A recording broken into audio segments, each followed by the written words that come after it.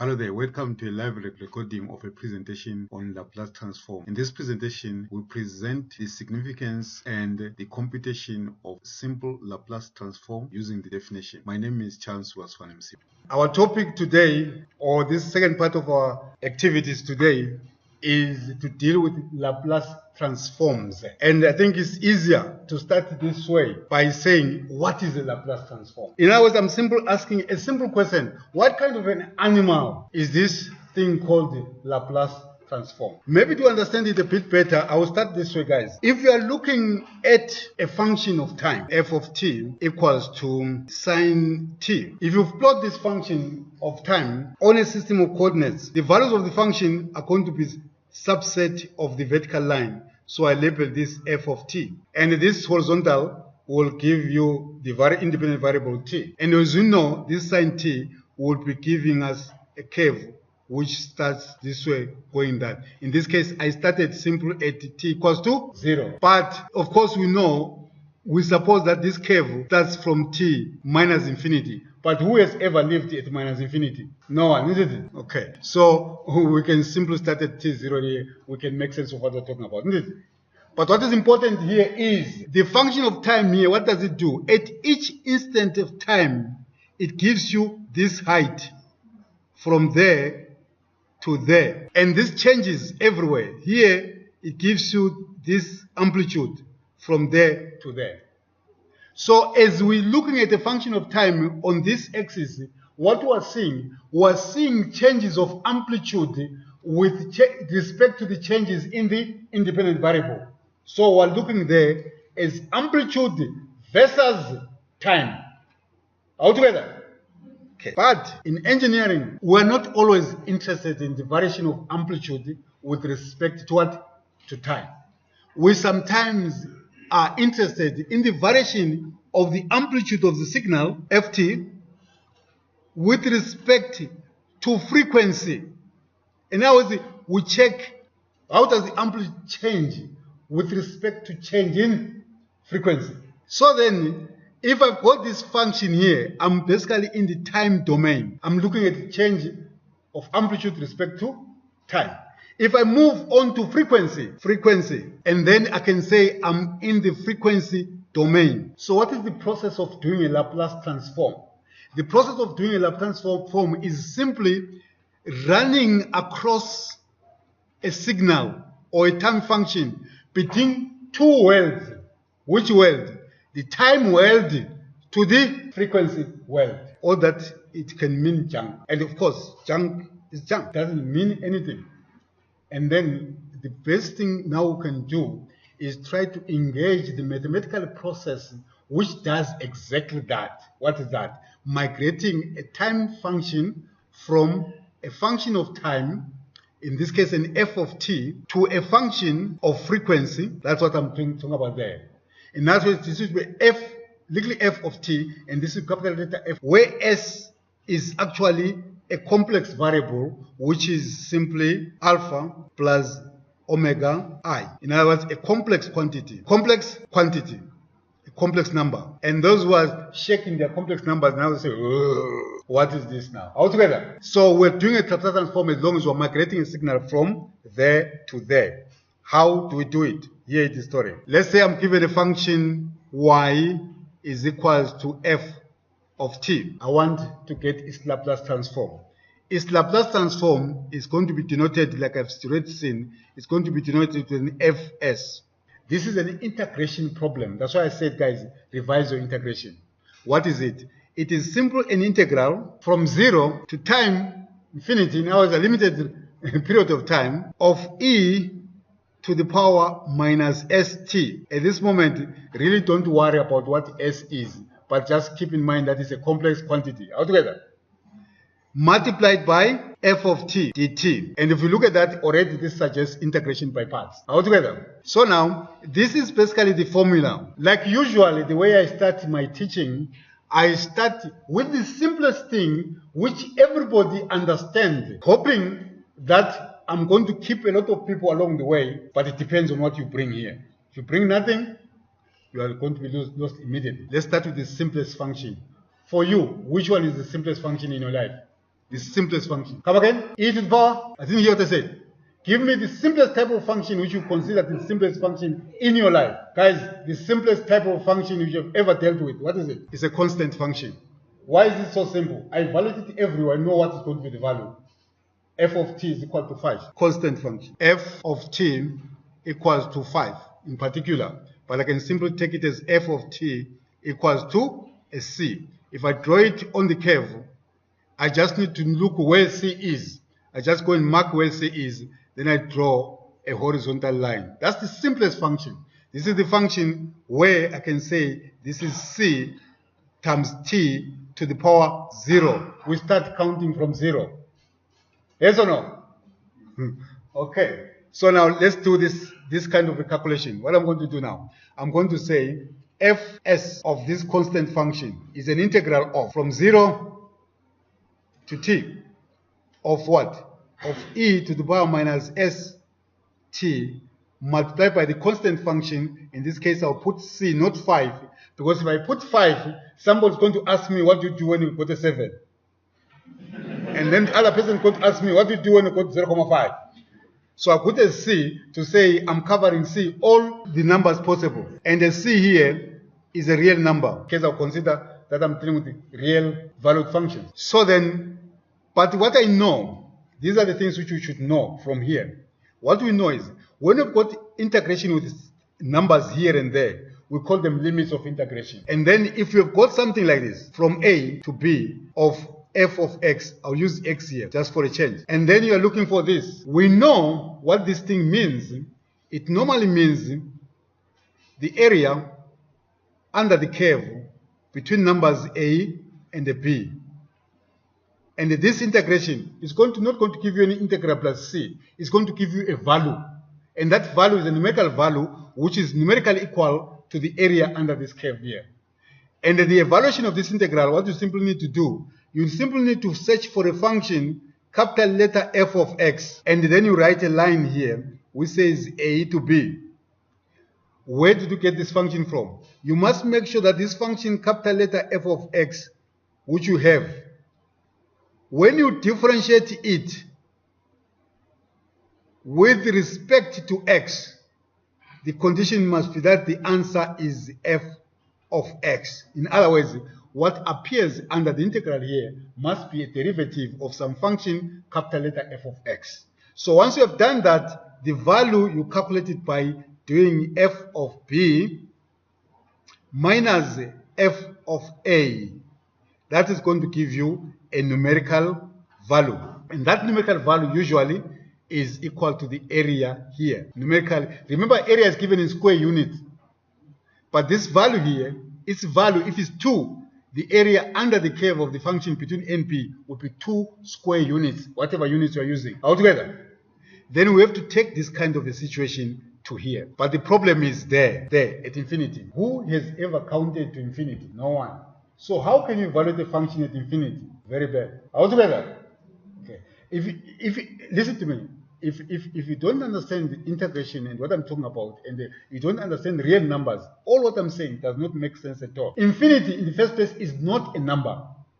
When I write infinity there, I'm not saying I'm writing a number. I'm writing something which indicates that this number, the numbers I'm looking at here, they're growing unlimitedly. Am I making sense? Okay. So this is what we're going to do. Then we're going to introduce something called parameter t. A parameter t here is something which I can treat like a variable. And this variable, I'm treating it as a variable which is growing indefinitely, approaching infinity. So what I'm going to do, I'm going to monitor the behavior of this integral as the value of t is going to infinity. If the limit exists, then the Laplace transform exists. If the limit does not exist, then there's no Laplace transform. Am I making sense? Okay. So then, I will now integrate this from 0 to infinity.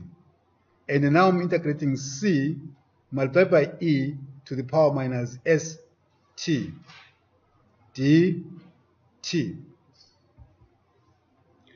This thing in your book is not written like this.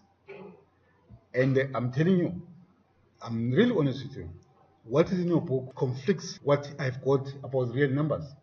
So I'm not going to write it this way you see it there. Then I'm saying here is what I'm saying, and I'm explaining it what I'm doing here.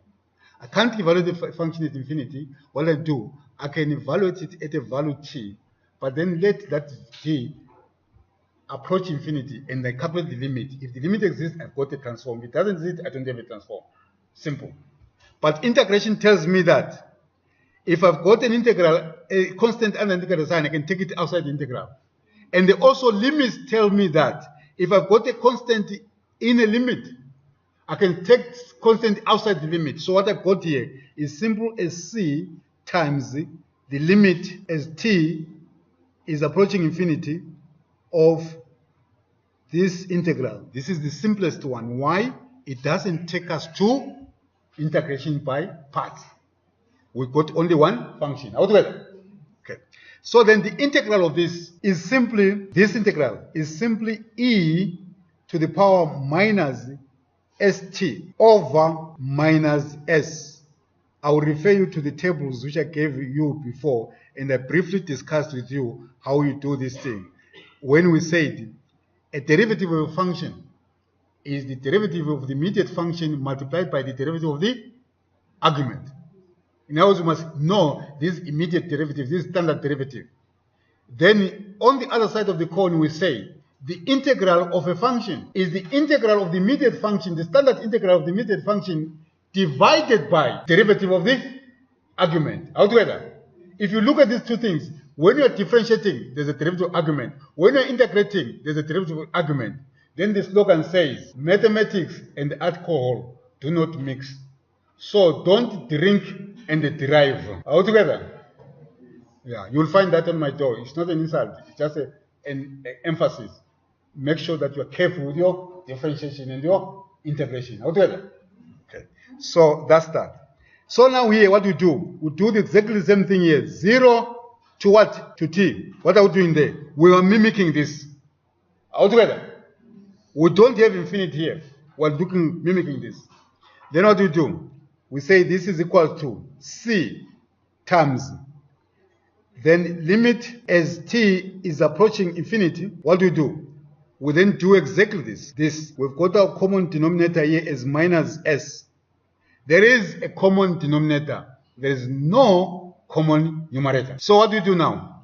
We evaluate this as upper infinity, upper limit. Look at this. This is f at b. Where is b? The upper limit. So here it's going to be e at minus s, capital letter T, minus e at minus s times 0. Please, guys, tell me what is confusing. Because I'm going to expect you to do this thing like this. Then, if we go then one step further, what do we have here? We've got to monitor this as t is going to infinity. It's the only thing which is where t is here. That's the only thing which is left altogether. But check, this is called exponential decay. As t is going to infinity, this is going to be negligible altogether. If it's going to be negligible, the limit of this as t is going to infinity is going to be exactly this. What is this? This is 1. Yes or no? You take a constant number 1. You let t approach infinity or approach minus infinity. 1 is going to be 1. Yes or no? Then you look at an expression which depends on t. Then you've got to monitor it and see how it works. The limit of this expression is t going to 0. This one, the limit of that is 0. Meaning it's going to be negligible, isn't it? So at the end of a good day and a good discussion, what we have here, we've got 0 here, c times, in brackets, 0 for this limit, minus 1 for this limit of 1 as t is going anywhere where it chooses, over minus s and that. And then this says minus 1 over minus 1 is a 1. Yes or no? And then times c, then it says c over s. At least today you're going home knowing at least one Laplace transform is what? For a constant function. Okay. Let's take another one. Quickly.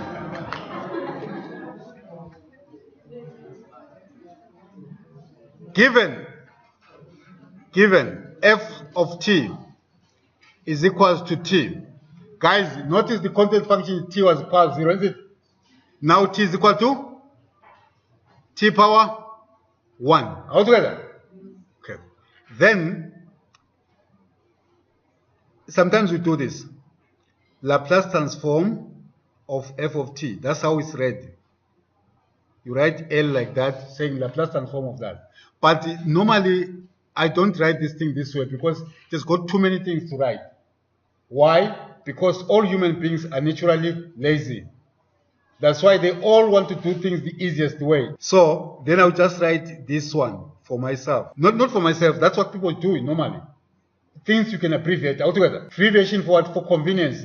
Not to write too many things. So we can use this or that, but I advise you to use this because that's what the notation I'm going to use most of the time. Then this will be the integral of the function here is t. So it's going to be t multiplied by e to the power minus st dt 0 to infinity. That's where we start, guys. If I say find the Laplace transform using the definition, that's where you start. Altogether. Then the next thing, you realize that this is not a number. You realize this is not a, then you approach this infinity using the limiting process. We call this a limiting process. Then you are calculating the limit of this. Then you have no way of avoiding integration by parts.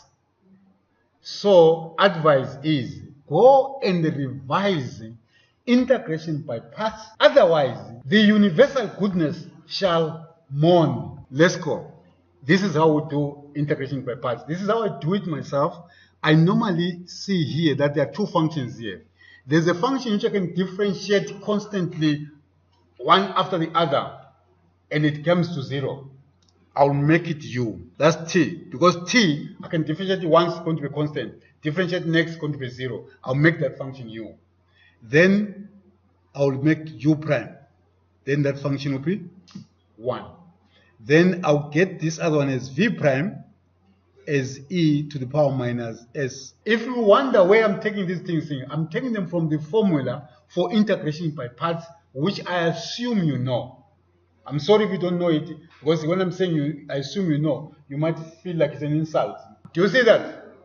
This is v prime, this is v. This is u, this is u prime.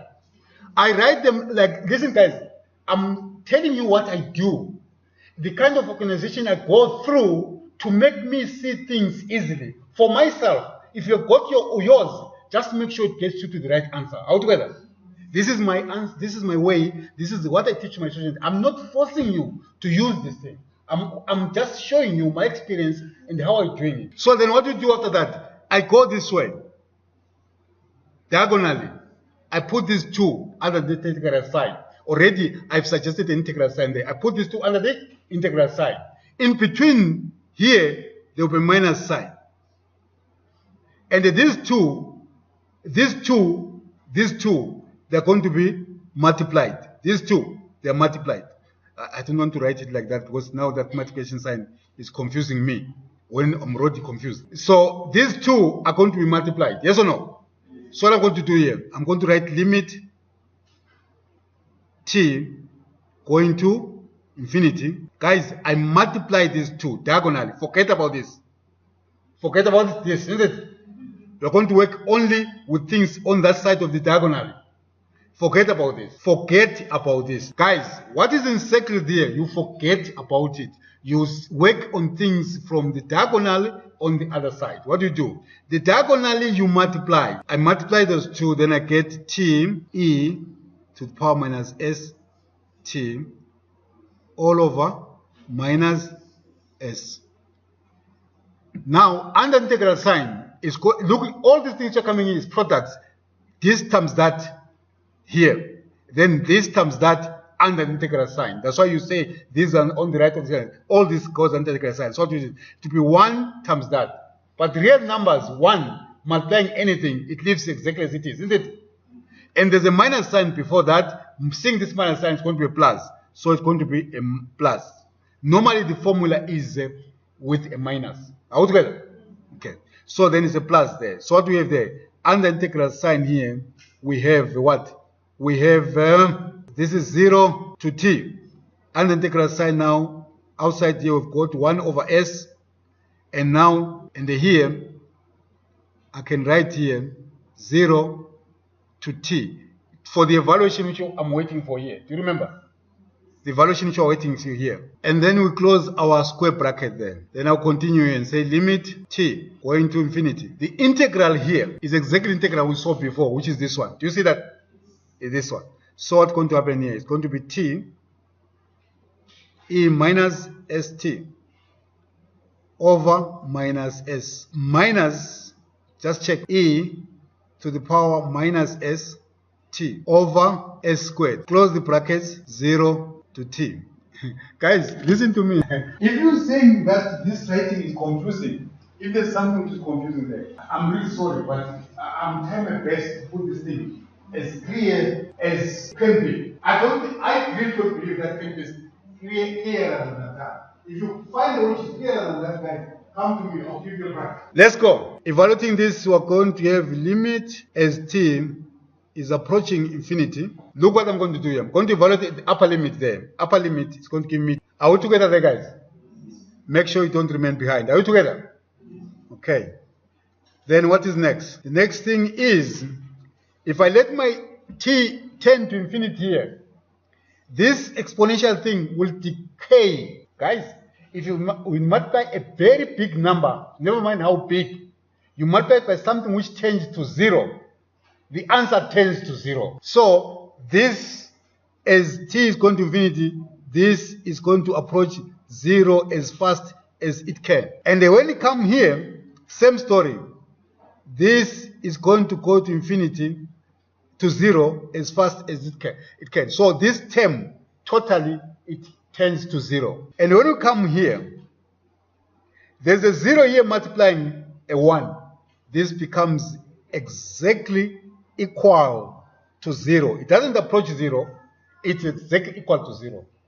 And the limit of 0 as t is approaching infinity, approaching minus infinity, the limit of 0 as t is approaching infinity is 0. So that is 0. And when we come here, this is 0. Then it's a 1 over s. It's a minus 1 over s squared. Doesn't matter where t decides to tend to or to approach, this is remain as minus 1.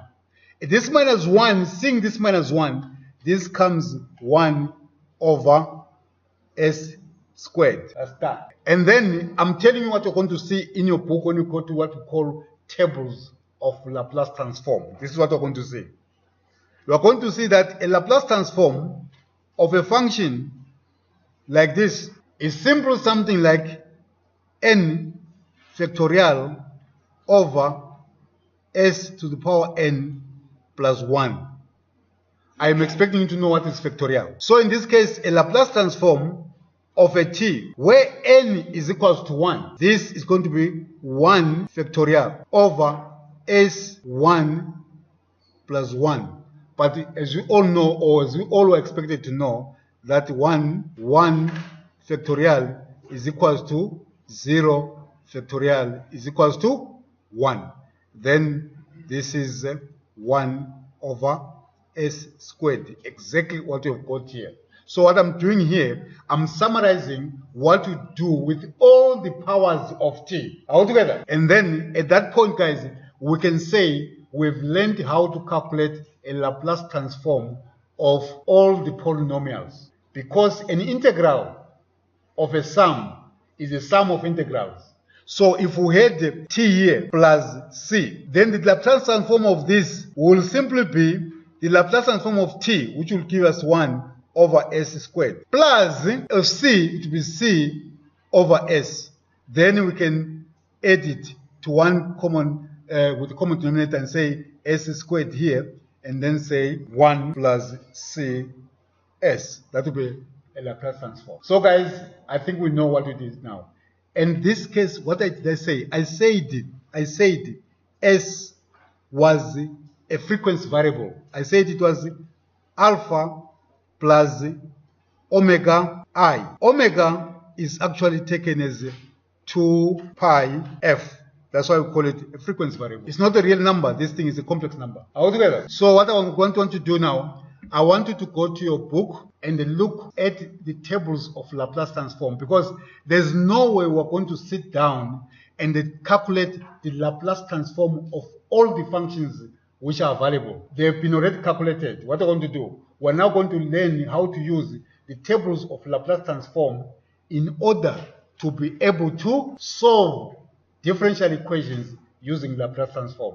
This is what I'm going to present to you in our next meeting. We're going to look at few Laplace transforms I think they're important, and also look at the Laplace transform of a derivative. Once you've got the Laplace transform of a derivative, then you can do some Laplace transform of a differential equation, and then see how we can use Laplace transform to solve differential equations. Otherwise, at this point, thank you for listening.